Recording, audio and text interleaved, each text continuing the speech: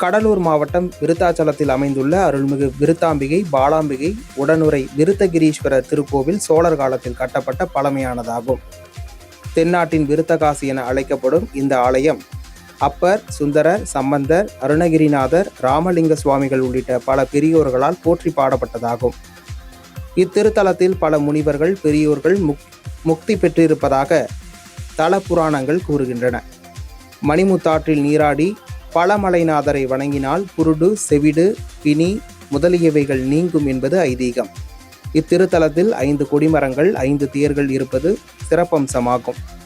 இத்தகைய சிறப்புமிக்க ஆலயத்தில் மாசிமக பெருவிழா கொடியேற்றத்துடன் தொடங்கியது.